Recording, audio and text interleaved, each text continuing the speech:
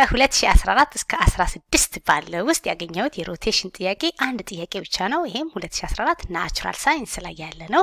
ስለዚህ እሱን ጥያቄ አብረን እንሰራለን። ስለ ሮቴሽን የሰራሁትን ደግሞ ቪዲዮ ያላያችሁ ተማሪዎች ካላችሁ በጣም አጭር ቪዲዮ ነው፣ ሰምራይዝ አድርጌ ይሄንን ለማስረዳት ሞክሬያለሁ። ሮቴሽን በጣም ቀላልና አንድ ብቻ ፎርሙላ የሚጠይቅ ስለሆነ እቺን ብቻ ፎርሙላ ነው የምንይዘው። እዚህ ጋር የተቀመጡልን እንደ ሾርት ከት ስለሆነ በቃ 90 ዲግሪ ሲሆን ይሄን ሁሉ ሳንሰራ በቃ ኤክስ እና ዋይ ካለ ዝም ብለን ስዊች አድርገን ዋይ እና ኤክሱን የመጀመሪያውን በኔጌቲቭ ማባዛት ነው። 180 ከሆነ ደግሞ እንደዚህ ኔጌቲቭ ማድረግ ነው ኤክሱ ላይ። 270 ከሆነ ደግሞ እንደዚህ ነው ተብሎ እንደ ሾርት ከት ነው የተቀመጠልን እንጂ የምንይዘው አንድ ፎርሙላ ነው። ስለዚህ ቀለል አድርገን ነው ማየት። ጥያቄያችን ምንድነው? which one of the following is an equation of the image of the circle ተብሎ የሆነ ሰርክል ኢኩዌሽን ይሰጠናል። ከዛ ይሄን ሰርክል በዚህ አንግል ሮቴት ብናደርገው የትኛውን ነው የሚሆነው የተባለው።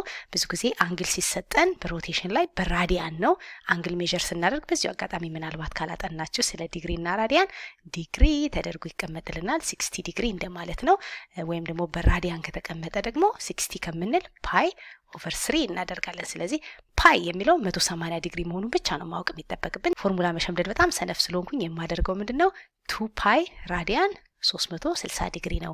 በዲግሪ 360 ዲግሪ የምንለው ሰርክል በራዲያን ደግሞ 2 ፓይ ነው። ስለዚህ የ360 ኢኩቫለንት 2 ፓይ ከሆነ 60 ዲግሪ ማን ነው ብዬ ራሴ ነበርኩ ካልኩሌት ማደርገው። 60 ዲግሪ ቢሆን ስንት ነው ራዲያን የሚሆነው ብለን ክሪስ ክሮስ አድርገን ይሄንን 2 ፓይ በ60 እናበዛለን። 2 ፓይ ታይምስ 2 ፓይ ታይምስ 60 ስናደርግ ይሄኛውን 360 ከሆነ ከማበዛው ኤክስ ጋር እኩል መሆን አለበት ብዬ ወዲያውኑ እንዲያደርጌ ኦቨር 360 አድርግና እችኛዋ ኤክስ የምትሆነው ማናት ማለት ነው? ዜሮን በዜሮ አጣፍተን በ6 1 በ6 6 ይሆንና ከዛ እዚህ ጋር ደግሞ በ2 1 በ2 3 እናደርግና ፓይ ኦቨር 3 ይሆናል። ስለዚህ ምንም ሳንሸመድድ ራሳችን 2 ፓይ 360 ዲግሪ ከሆነ የሆነ ዲግሪ ስንት ነው ብለን በራሳችን ክሪስ ክሮስ አድርገን ብንሰራም አንድ አይነት ነው።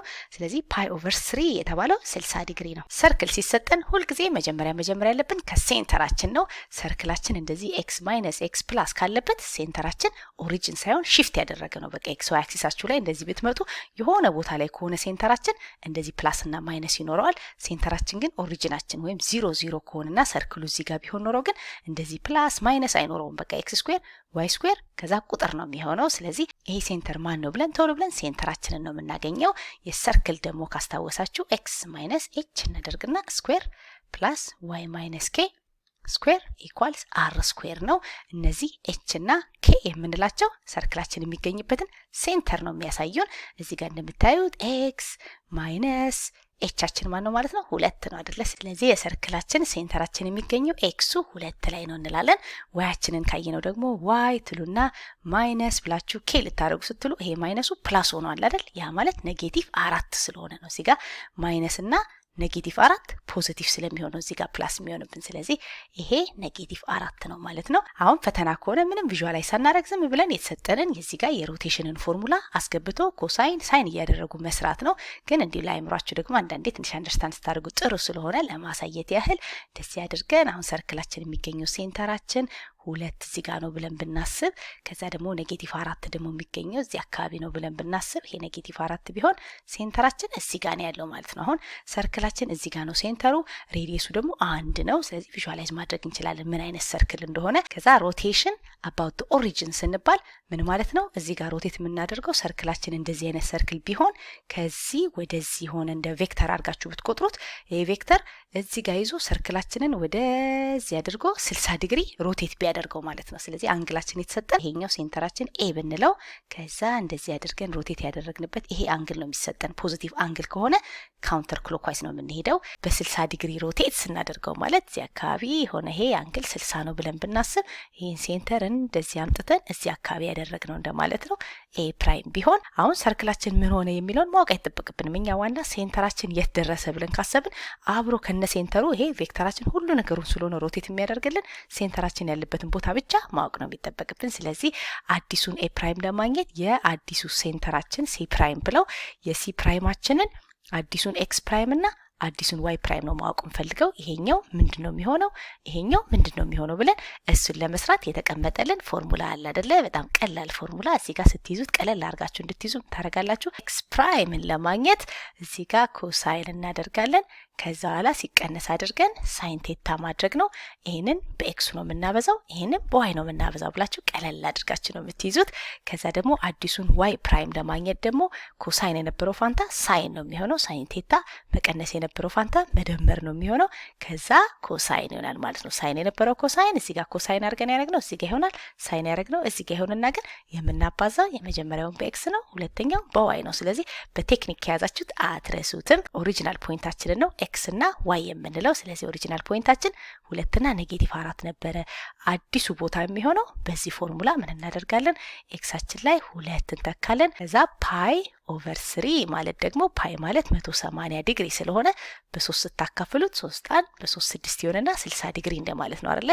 ስለዚህ የ60 ዲግሪ ደግሞ በቃላችን እናውቀዋለን። ካላወቃችሁትም ቴክኒኩን አሳያችኋለሁ። √3 ኦቨር 2 ነው። ኮሳይናችን ደግሞ ኮሳይን ኦፍ 60 ዲግሪ ደግሞ ሀፍ ነው። ስለዚህ የምንይዛቸው 30 60 እና 45ን ከያዘን በጣም በቂ ነው። ስለዚህ ይሄኛው √3 ኦቨር 2 ነው። ከዛ እዚህ ጋር እንመጣና ኮሳይናችን ላይ ሀፍ ስለሆነ ማስገባት ያለብን ኮሳይናችን ሀፍ ነው ብለን እዚህ ጋር ይሄንን በአንድ ሁለተኛ ማባዛት ነው።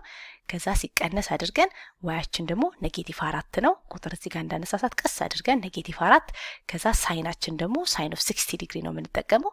ሳይናችን ደግሞ √3 ኦቨር 2 ነው። ስለዚህ እዚህ ጋር የማደርገው √3 ኦቨር 2 እናደርጋለን።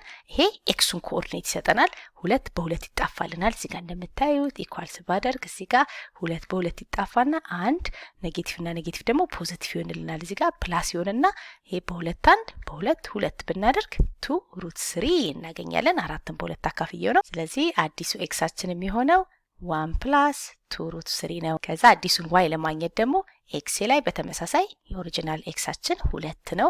ከዛ ሳይን ኦፍ ደግሞ 60 ዲግሪ ደግሞ √3 ኦቨር 2 ነው። √3 ኦቨር 2 እናደርጋለን። ይሄን ስናበዛ ሲደመር አድርገን ዋያችን ደግሞ -4 ነው። -4 እናደርጋለን። ከዛ ኮሳይን ኦፍ 60 ደግሞ ሀፍ ነው። ስለዚህ ኮሳይን ላይ እዚህ ጋር ሀፍ እናደርጋለን። ከዛ ይሄ 2 በ2 ይጣፋልንና √3 ይመጣል። በ2 1 በ2 -4 -2 ይሆንልናል። ስለዚህ ፕላስ ማይነስ ከምንል -2 እንደማለት ነው። አዲሱ ዋያችን √3 -2 ነው። አዲሱ ኤክሳችን ደግሞ ይሄ ነው ብለን በቃ ሴንተሮቻችንን አገኘን ማለት ነው። አዲሱ ዋያችን √3 -2 ነው። ከዛ እዚህ ጋር ባልልን በሰርክላችን ኢኩዌሽን ኤክስ ማይነስ እንልና አዲሱ ኤቻችን ይሄ ነው። ከዛ ዋይ ማይነስ አድርገን ደግሞ ኬ ላይ የምናስገባው ይሄን ነው ማለት ነው። ቁጥር ብቻ እንዳነሳሳት ቀስ አድርገን ነው መስራት። ስለዚህ ኤክስ ማይነስ እናደርግና ኤች ላይ የማስገባው 1 + 2√3 ነው። ከዛ ከላይ ስኩዌር አለልን ይሄኛው እንዳንረሳው ሲደመር አድርገን ዋይ ማይነስ እናደርግ ደግሞ ኬ ላይ የምናስገባው ደግሞ √3 -2 ነው። ይሄ መቀነስ እንዳንሳሳት እዚህ ጋር በቅንፍ አድርገን √3 -2 ነው። ዋይ ማይነስ አድርገን ኬያችንን እንደ አንድ ቁጥር ነው የምናስገባው። ከዛ ይሄ ስኩዌራችን እንዳለ ይሆናል። ሬዲየሳችን ደግሞ አይቀየርም። እዚህ ጋር 1 ነው። ለዚህ እዚህ ጋር እንደምታዩት ቁጥራችን ስንት ሆነ? ኤክስ እናደርግና ይሄ ማይነስ ለዚህም ስለሆነ ሲቀነስ 1 ከዛ ሲቀነስ 2 √3 አድርገን ስኩዌር ከዛ ሲደመር ዋይ ማይነስ አድርገን ይሄ ኔጌቲቭ ለዚህም ስለሆነ √3 ይሄኛውን ደግሞ ፖዚቲቭ ያደርግብናል +2 ስኩዌር ኢኳልስ 1 ብለን ምርጫችንን ስናይ ኤክስ ብለን -1 እዚህ ጋር -1 አለ -2√3 ስኩዌር ፕላስ አድርገን ዋይ -√3 +2 ስኩዌር ኢኳልስ 1 ብለን መልሳችን ቢ ይሆናል።